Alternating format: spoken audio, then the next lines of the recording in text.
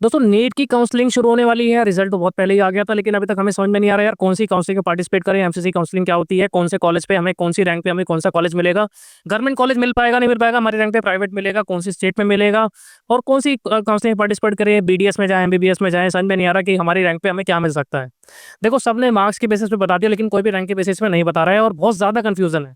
तो ये एक सिंगल वीडियो एंड तक देखना, तुम्हें सब कुछ क्लियर हो जाएगा। चाहे आपकी रैंक 1000 हो, चाहे 1 लाख हो, प्राइवेट गवर्नमेंट सब deemed university A to Z आपको क्लियर करेंगे।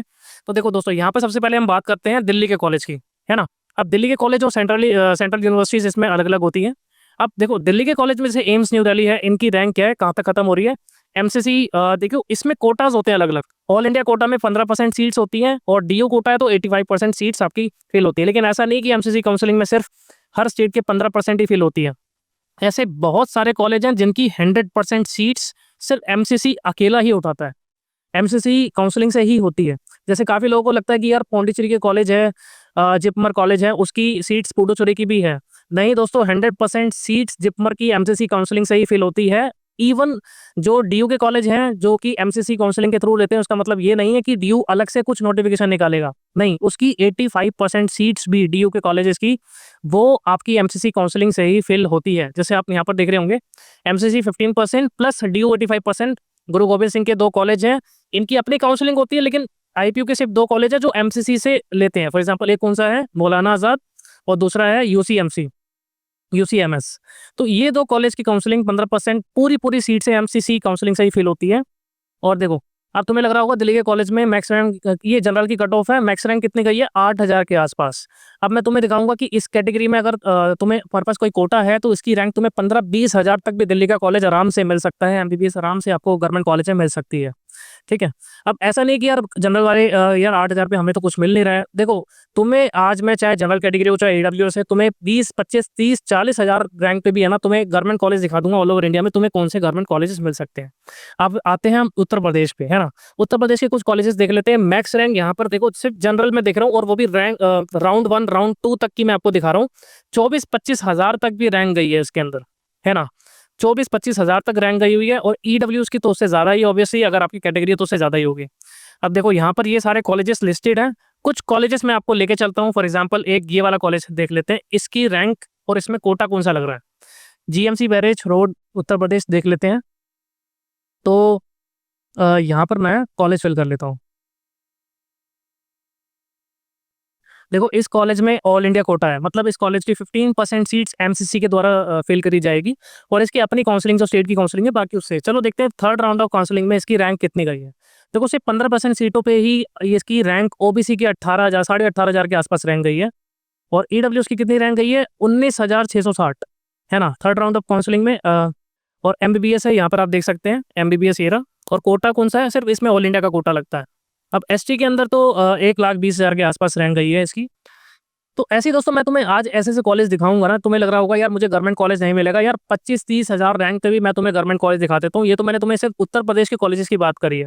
अब कोई और कॉलेज इसमें से उठा के देख लेते हैं। ये सारे रैंक वाइज हमने डिस्ट्रीब्यूट कर रखे हैं, मतलब टॉप टू बॉटम। आपको अगर आपको फिल अप करने हैं, फॉर एग्जांपल हम काउंसलिंग में करते हैं, तो ऐसे ही सबसे टॉप पे कौन सा रखना है, उसके बाद कौन सा रखना है, ऐसा कौन सा रखना है, ऐसे ही रैंडमली कुछ भी नहीं रख देना, रैंक वाइज रखना है कॉलेजेस। तो हमने उसी हिसाब से अरेंज कर रखे हैं। अब महाराष्ट्र में देख लेते हैं, महाराष्ट्र में हम कितनी रैंक तक गई है। देखिए, कट ऑफ हमारी गई है 23,000, 24,000 तक भी गई हुई है। इसमें तो सिर्फ मैंने राउंड 1 राउंड 2 का लिखा हुआ है, राउंड 3 राउंड 4 में तो इससे भी ज्यादा गई हुई है। और सिर्फ जनरल की है, ईडब्ल्यूएस है, ओबीसी है, या फिर आपके यहाँ ईएसआईसी कोटा है, या फिर और कोई डीयू का कोटा है, या फिर और कोई ऐसे सच कोटा है जिसमें अगर है तो उसमें रैंक आपकी 1-1 लाख तक भी गई हुई है रैंक। तो देखते हैं। देखो, बीजे गवर्नमेंट मेडिकल कॉलेज, इसके बारे में तो आपको पता ही होगा, इसके ऊपर एयर इंडिया का प्लेन गिर गया था।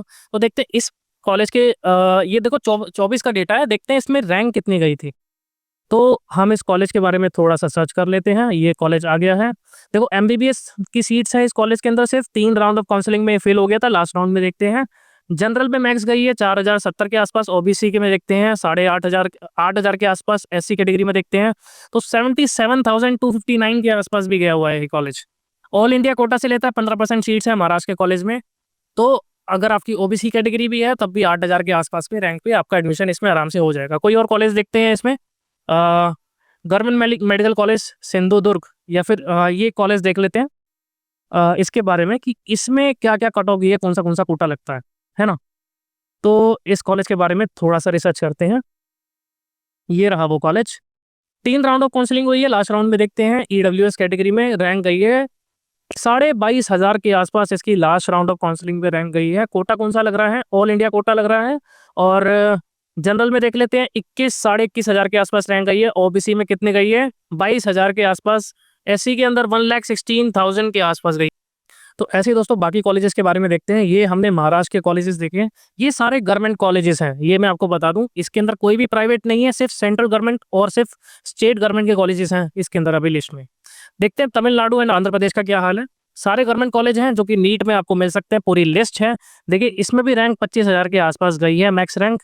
एक कॉलेज उठा के देख लेते हैं तमिलनाडु का। लेट्स सी इसमें कितनी रैंक गई है। देखिए ये रहा कॉलेज हो government medical college ESIC hospital. देखो ईएसआईसी वाले जितने भी हॉस्पिटल या जितने भी कॉलेजेस हैं ना, एक चीज में ध्यान रखना, इसके अंदर अपना एम्प्लॉय स्टेट का इनका अपना कोटा होता है। देखो अगर आप ऑल इंडिया कोटा, अगर आपके पास एम्प्लॉय ईएसआईसी सर्टिफिकेट या फिर ऐसा कोई कोटा है तो वेल एंड गुड है, आपको ऑल इंडिया में वो चलेगा। अब ऑल इंडिया की रैंक देख लेते हैं। 3 राउंड ऑफ काउंसलिंग हुई है। थर्ड राउंड पे कितने में बंद हुआ है? ईडब्ल्यूएस कितने में बंद हुआ है? 23,000 रैंक पे बंद हुआ है ईडब्ल्यूएस। सॉरी 23,000 पे 23,500 रैंक पे 4 राउंड ऑफ काउंसलिंग हुई है। थर्ड राउंड ऑफ काउंसलिंग पे ओबीसी भी कितना भी 12,000 के आसपास बंद हुआ है। एससी 98,000 के आसपास बंद हुआ है। अगर आपके पास ईएसआईसी कोटा है, देखते हैं इसका क्या बेनिफिट होता है। देखो ईएसआईसी कोटा है तो ओबीसी कैटेगरी पे कितना है? 36 साढ़े 36,000 के आसपास, 36,703 रैंक पे 3 राउंड ऑफ काउंसलिंग हुई है।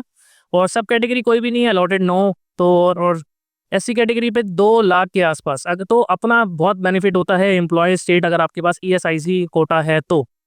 और ऐसे ही जैसे जामिया के अंदर अपना मुस्लिम कोटा, मुस्लिम वुमेन्स कोटा होता है, मुस्लिम ओबीसी कोटा होता है। जैन कुछ गुजरात का एक कॉलेज है जिसमें जैन माइनॉरिटी कोटा है। तो इस चीज़ का अगर आपको ध्यान रखना है तो ये पता नहीं चलता है जनरली। तो जब आप काउंसलिंग कराते हैं तब हम आपसे पूछते हैं और उसके हिसाब से आपके कोटे के हिसाब से, क्योंकि नीट काउंसलिंग में कोटा बहुत मैटर करता है। इतना मैटर आपका जेई में नहीं करता जितना मैटर आपका नीट काउंसलिंग में कोटा करता है।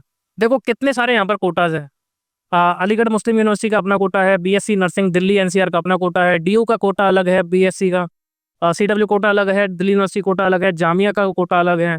और ऐसा नहीं है सिर्फ एससी एसटी ओबीसी का कोटा होता है। अगर आप दिल्ली से रहने वाले हैं उनका अपना कोटा होता है। और जैन तो बहुत सारे कोटा हैं और ये लोगों को पता नहीं होता। अब देखते हैं स्टेट मेडिकल कॉलेज में हम वापस आ जाते हैं। आंध्र प्रदेश में देखते हैं मैक्स रैंक कितने गई है। देखो 24,000 तो इसी कॉलेज का गया है। देखते हैं इसी कॉलेज में बाकी क्या हिसाब किताब है, क्या देता है और कौन सी फील्ड्स हैं इसके अंदर, कौन सा कोटा लगता है और कैसा ये कॉलेज है, इसके बारे में थोड़ा सा स्टडी कर लेते हैं।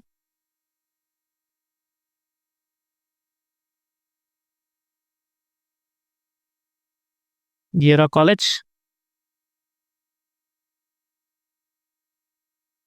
देखिए ऑल इंडिया कोटा है इसके अंदर। ऑल इंडिया कोटा में 4 राउंड ऑफ काउंसलिंग हुई है। लास्ट रैंक ये गई है। जनरल में देखें 24,500। ओबीसी में कितने गई है? लमसम 25,000 के आसपास इसकी रैंक गई है ना।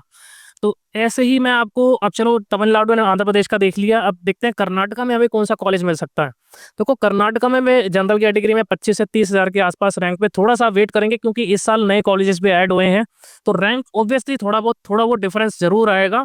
500 1000 का आराम से डिफरेंस आएगा हर रैंक में आसपास। तो देखते हैं तेलंगाना में आपको कौन सा कॉलेज मिल सकता है यहाँ पर। देखिए ये जनरल कैटेगरी की रैंक है, इसमें लिखा नहीं लेकिन सब एमबीबीएस कॉलेजेस लिखे हुए हैं। और यहाँ पर देखो कोई पॉपुलर कॉलेज यहाँ पर चलो यही वाला कॉलेज उठा लेते हैं। इस कॉलेज के बारे में देखते हैं कि इसमें क्या मिल सकता है क्या नहीं मिल सकता।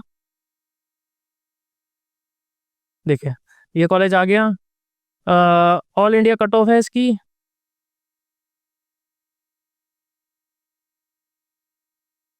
देखिए ऑल इंडिया से एडमिशन ले रहा है। मैक्स रैंक 17,500 के आसपास गई है। जनरल की देखें तो 14,500 के आसपास। थर्ड राउंड पे देखें तो 16,500 के आसपास की रैंक गई है एमबीबीएस की। और ओबीसी में देखें तो 17,500 के आसपास। एससी के आसपास देखें तो 1,04,907 के आसपास रैंक गई है एमबीबीएस की तेलंगाना की इस कॉलेज की। तो दोस्तों इसमें तो ऐसी काफ़ी बच्चों को पता नहीं होता है कि यार काउंसलिंग में कौन से कॉलेज भरने चाहिए। अगर आपको मदद चाहिए तो इस हम हमसे जुड़ना चाहते हैं या हमारे थ्रू काउंसलिंग कराना चाहते हैं अपनी नीट की, एमबीबीएस की, बीडीएस की, सब कॉलेजेस की डिटेल्ड में आपको हेल्प करेंगे। और काफ़ी बच्चों को नहीं, अब बच्चों को पता ही नहीं होता, तो इस वजह से उनकी सिक्योरिटी भी रुक जाती है। काफ़ी बार गवर्नमेंट उनकी सिक्योरिटी भी रख लेती है थर्ड राउंड ऑफ काउंसलिंग में, क्योंकि उन्हें जो लिस्ट भरी होती है उन्हें मालूम ही नहीं होता कि यार इस कॉलेज में तो मिल ही नहीं सकता, है ना, एडमिशन। तो हम अगर हमारे थ्रू कराना चाहते हैं अपनी काउंसलिंग, तो स्क्रीन पे नंबर फ्लैश हो रहा है, हमसे डायरेक्टली व्हाट्सएप पे कॉन्टैक्ट कर सकते हैं, इस नंबर पे कॉल कर सकते हैं, और हमारे थ्रू या फिर नीचे डिस्क्रिप्शन पे लिंक है, उधर आप डायरेक्टली पेमेंट करके डायरेक्टली 1 टू 1 मेरे से काउंसलिंग कर सकते हैं। हम आपकी पूरी काउंसलिंग लिस्ट तैयार करेंगे 1 टू 1, आपको कौन सा कॉलेज ऊपर रखना चाहिए, कौन सी रैंक है। तो अगर आपको डीम्ड कॉलेज लेना है तो डीम्ड की भी अलग से काउंसलिंग कराते हैं। तो इस चीज़ का ध्यान रखिए दोस्तों, अपनी काउंसलिंग ढंग से कराइए, चाहे कैसे भी करिए, चाहे खुद करिए, चाहे हम हमारे थ्रू हेल्प लीजिए, है ना। मिलता हूँ दोस्तों मैं आपसे अगले वीडियो में। हमारा चैनल सब्सक्राइब कर लो, क्योंकि ऐसी वीडियोस आती रहेंगी। अब आगे नीट काउंसलिंग पे और ज़्यादा डिटेल में बात करेंगे।